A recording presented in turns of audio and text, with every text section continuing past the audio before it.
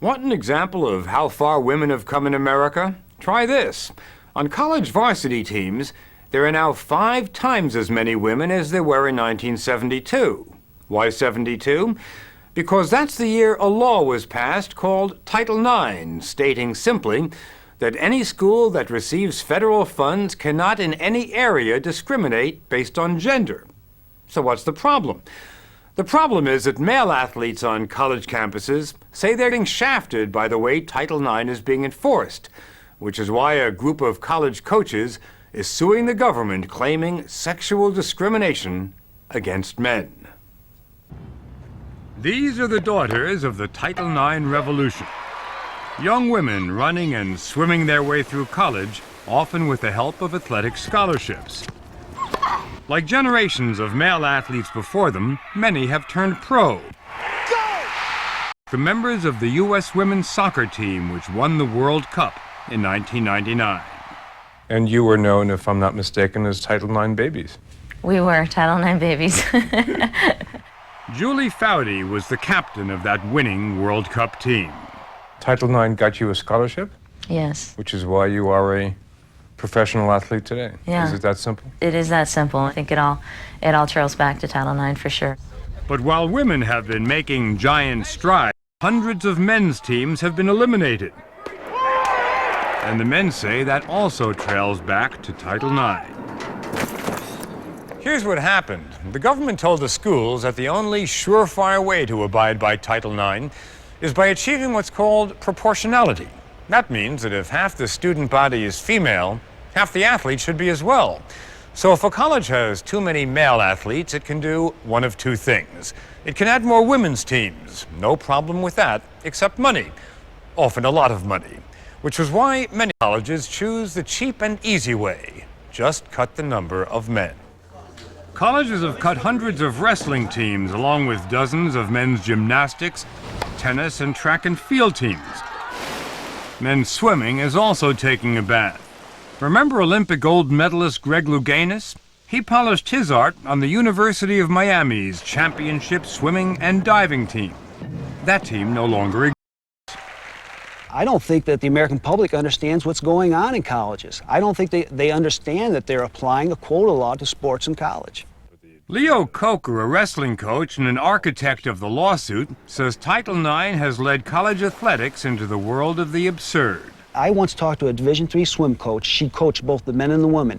She was told she could only keep as many men out on the team as women stayed out for the team. Does this actually happen, that guys are tossed off of a swim team? Absolutely. Absolutely.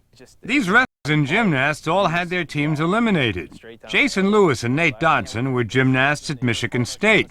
Brock Warder used to wrestle at Marquette University, and Colin Robertson was on the wrestling team at Utah's Brigham Young. Colin, is wrestling popular in Utah? Is it a popular high school sport? Very popular. And how many college teams are left in Utah? There's none. No colleges. Those high school students have nowhere to go. Title IX was designed to give women more opportunities in sports. Did cutting the wrestling team give any women any more opportunities? It did just the opposite, Bob. Instead of adding a new women's sport, they dropped ours. 23 years ago, there was 107 men's gymnastics teams in this nation. And now there are 20, and that number is still dwindling. Dwindling, he says, because colleges are dropping what are called the minor men's sports, the ones that don't draw crowds or make money, while they're investing more and more in just one sport: football. Women who defend Title IX claim that if colleges only spent a little less on football, they could have all the wrestlers they wanted. When they do cut a men's team, I want them to be honest and straight with why they're cutting that team. And they're not cutting that team because of Title IX. They're cutting that team because it is a budget decision that they make.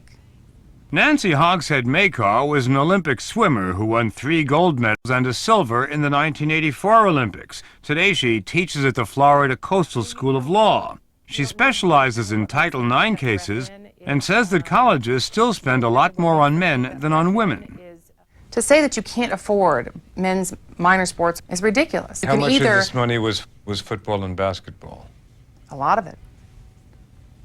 What, that doesn't count? There are 3 genders, men, women, and football? Maybe. But where does that leave 5'5" gymnast Jason Lewis? They don't make football uniforms his size.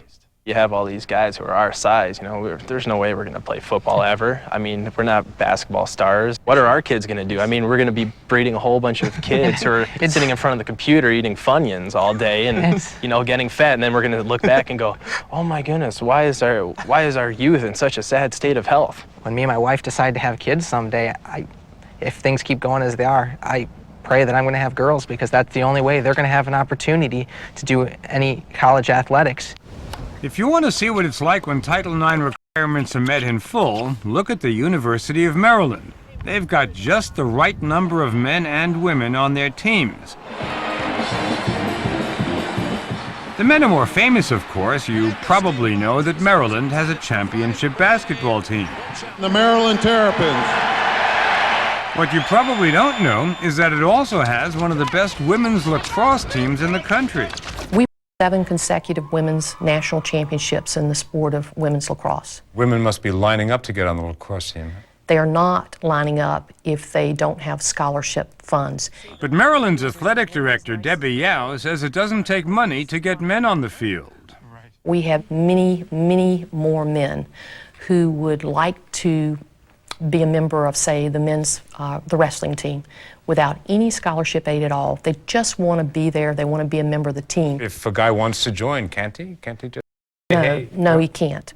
Only a limited number of them can. You have men who come here and want to wrestle, and they can't wrestle, and there are more spaces on the women's lacrosse team than you can fill. Exactly. What's it like telling a male wrestler that he can't wrestle? They cry. A number of them do, because it's so devastating to them to not be able to participate. And the men point out that Title IX isn't just about sports. It says that colleges cannot discriminate according to gender, period. So why only enforce it in sports? Why not in mechanical engineering, or physics, or dance? I think that if we're not going to go into collegiate dance programs and tell them to get rid of 80% of their women so that they're proportional, then I don't know why we're going into collegiate athletic programs and doing that. Because, Mr. Coker, there aren't that many guys who are applying to the women's dance programs. Well, it may be that there aren't as many men interested in dance as women. But you know what else is a possibility? There might not be as many women interested in athletics as there are men. And I'm saying this law does not allow for that possibility. Women are not as interested in sports as men. Buy it? You know, I find that argument as insulting as when, they used to say, women really aren't interested in owning property. Women really aren't interested in voting, right? They said it with a straight face, and they meant it. Men never had to prove that they were interested in athletics. Why do we have to? Where does the double standard come from? Wherever it comes from, even after 30 years of Title IX, most schools are still not in compliance. The Department of Education is continuing to try to change that. And at Arizona State University, it got results. Arizona State put more female athletes on teams, and they built new facilities. A soccer field and this $3 million softball stadium just for the women. Associate Athletic Director Sandy Hatfield Clubb took us on a tour. Is it a gift from Title IX? It is part of Title IX. It's part of our Title IX compliance. Yes, it is. But the Department of Education is playing hardball. It says that even with all these improvements, Arizona State is still on the wrong side of the law. That's because while 52% of the students are women, only 40% of the athletes are. Here at Arizona State, as at so many other campuses, it's turned into a numbers game. The government told the university it needs 80 more women athletes, so the university needs more sports for women, and is now considering here in the middle of the desert the creation of a women's varsity rowing team. Let's face it, if you add rowing, you're going to have a women's rowing team. You're not going to have a men's rowing team. That's correct. We're not. Because the whole idea is to raise the number of women. Raise the number of opportunities for women. That's correct. And there's nothing quite like rowing to do that. The teams are huge and the cost per athlete is very low. With 60 women, some boats, and some oars, you can float gently down the stream all the way to Title IX compliance. So many colleges have added teams that they're advertising for female rowers on their websites. Never rowed before? No problem. Even with no experience, you may be eligible for a scholarship. It's great for the college, great for the girls, and it really ticks off the boys. Since they were 4-year-olds. We've been wrestling since we were 4, and these women are going to become part of a Division I. And possibly get a full scholarship. Possibly get money to try do something they've never done before. There's no fairness in that. Some of the men who are being dropped from college sports are champions. Freshman Steve McCain of UCLA. Gymnast Steve McCain was ranked number 3 in the nation and was training for the Olympics at UCLA when the school announced in 1994 that it was dropping its men's gymnastics team, a team which had produced a steady stream of Olympians. Everyone in the world that knows anything about gymnastics knows that UCLA had a great program. And here it is, gone. You know, like that, just wiped out. With his team gone and his training ended, Steve McCain's hopes of going to the '96 Olympics were also wiped out. That's it. I would have to say that this guy is not going to Atlanta. It's unfortunate because you would like to think that someone who really has pursued something for this long, and it's something this noble, you would like to think that there would be that would actually mean something. McCain left UCLA to start training full-time and made the Olympic team in 2000. But he says he's worried about future Olympic chances. Most of the sports that have been dropped by colleges are men's Olympic sports. And as we said, a group of male coaches led by the wrestlers is suing the government, claiming that Title IX is encouraging sexual discrimination against men. We now open the first hearing of the Secretary's Commission on Opportunity in Athletics. In response to the lawsuit, the government has set up a commission to study Title IX and consider making changes. But some of the women we spoke to are afraid that the commission might swing the pendulum back and knock them off the field once again. So you think the commission is a serious threat? I think it's an enormous threat to all the gains that women have made in sports over the last 30 years. Some people say that what you're really out to do is destroy Title IX.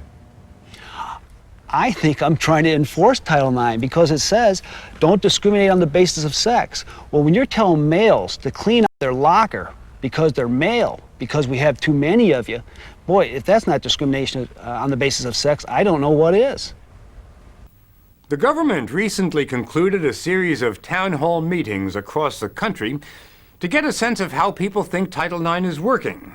Early next year, it'll make recommendations on whether or not to change the law.